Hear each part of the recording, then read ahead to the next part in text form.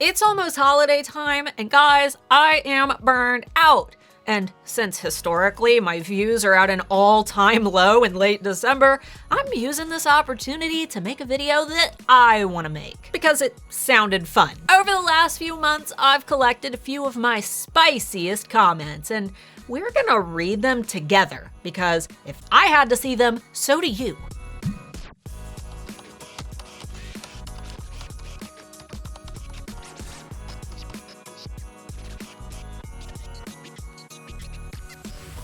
Sounds a bit itchy considering the fact that you yourself have made millions from using their platform. This video is more about reducing new competition for you than anything else, IMO. Millions? Millions? Guys, I don't know what kind of vibe I give off here, but my kitchen is so small that Mark and I don't even both fit in it at the same time. And I still clip coupons at the grocery store. This isn't the 90s. Not everyone that you see on a screen is loaded. But on to the main point here. If you think that I'm trying to reduce competition by telling people not to break Etsy's literal rules, you must be new here. I mean, think of Etsy as a giant theme park. If everyone starts cutting the line, the whole roller coaster breaks, and then Bob from management has to come duct tape it back together. If I wanted less competition, I'd tell everyone, yeah, babe, go list your product once and rely on just manifesting. No SEO, the universe will handle it. The irony is, I want more good sellers. I teach people to be good sellers. And I guess you could say that my literal job is making more competition. Oh, and for the record, if I had an evil plot, I wouldn't be filming educational Etsy videos. I'd be in a lair somewhere stroking a hairless cat.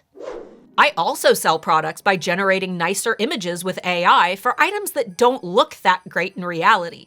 Many stores are selling products with AI-generated images. Sellers create fake photos with AI, customers create fake photos with AI. We're moving into a world where we won't be able to see real photos of products. Admitting this publicly is like hanging your scooter-streaked undies on the clothesline outside for the whole neighborhood to see. If your product looks better with AI than in real life, that's not marketing. That's catfishing. And it's not sustainable because Etsy buyers will escalate a complaint. Yes, the future is confusing and shiny and slightly dishonest, and the solution is so easy. Just show the real product. You will make more sales when buyers trust you.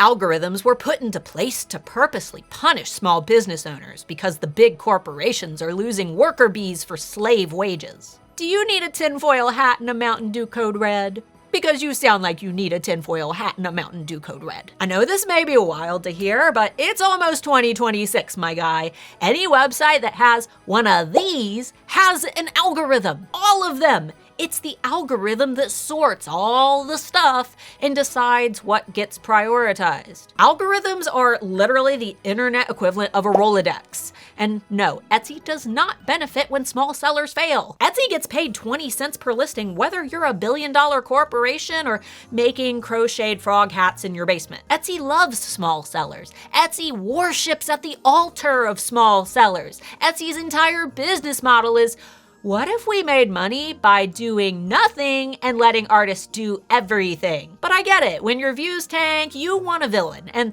the algorithm is a beautifully convenient villain because we can't see it. Just remember, algorithms are everywhere, and like a shark, you may never be able to fully tame one, but you can work to respect and understand it so it doesn't bite you later.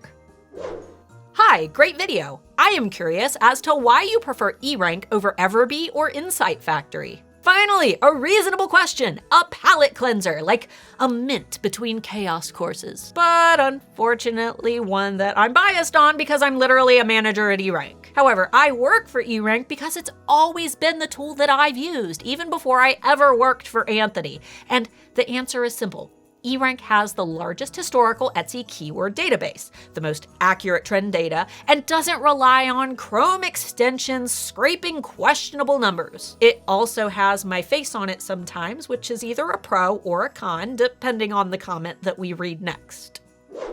Annoying voice could have useful. Guys, it's happened. My voice prevented the power of usefulness from entering the chat.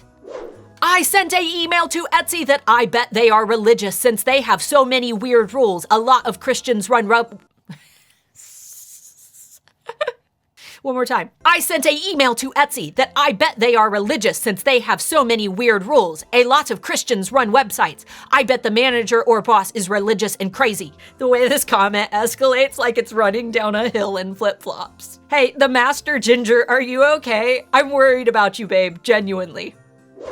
Etsy is fake. I don't get a single view since I started a few months ago. I mean, the 100 million shoppers spending billions of dollars per year shopping on Etsy might beg to differ, but what do I know? I'm just some millionaire cutting down my competitors with my annoying voice. Okay, but seriously, there are a number of issues that could be happening here. Etsy isn't just a magical place where you put things on the internet and suddenly money appears in your account. A real, living, breathing human has to want those items.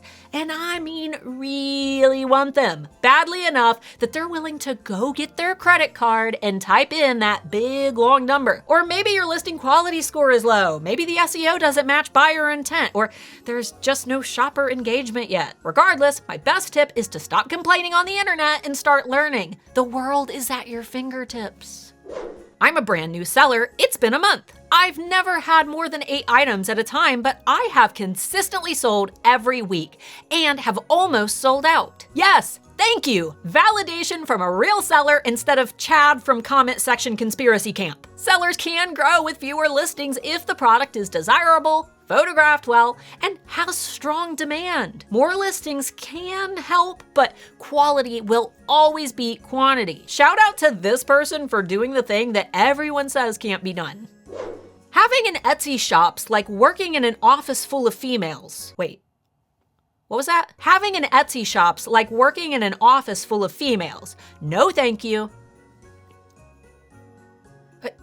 Oh, 1 second.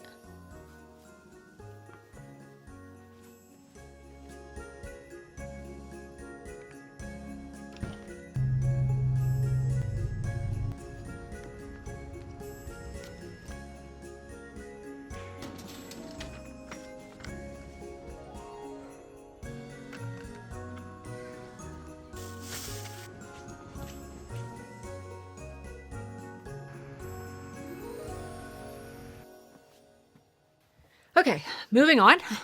Thank you, my baby. You're welcome. So I guess what we've learned today is that the internet is wild, people have thoughts, and some of them are intelligent, some confused, and some desperately need a nap and maybe one of those warm rice socks. Might I suggest buying one from a site like Etsy, which is actually fake and not real at all. If you are one of the comment writers in this video, congratulations, you contributed to the chaos economy. And if you want to be featured in the next spicy comment roundup, just leave something unhinged down below. Preferably spelled correctly, but flexibility is my favorite F word, so I'm sure I'll figure it out. Also, what's not unhinged is our annual charity for St. Jude Children's Hospital, which has raised over $8,000 this year for children in need. And this upcoming Friday, we're hosting our annual Alpha Holiday Party to grow those donations even further. Think of it like the Etsy company Christmas party with games, prizes, and a lot of silliness. And it's all for an amazing cause, so if you can, be sure to join us at noon Eastern for the stream. Until next time, Pookie. Hello. Hi, Mommy. Hi, Starla. I'm making a YouTube video, but I just want to get your opinion on a comment from my YouTube channel. You ready? Yep. You belong at a redneck trailer trash bar, waist deep in Bud Light cans, accidentally drinking out of the bottle that you usually spit chewing tobacco into. Trash queen, go back to your trailer park. That is hilarious. Your grandma does own a ghetto trash bar. Yeah. Doesn't your dad live in a trailer park? So, I mean, that's not all negative. There's positives in there, and I'm not a fan of Budweiser, but a nice cocktail. Sure.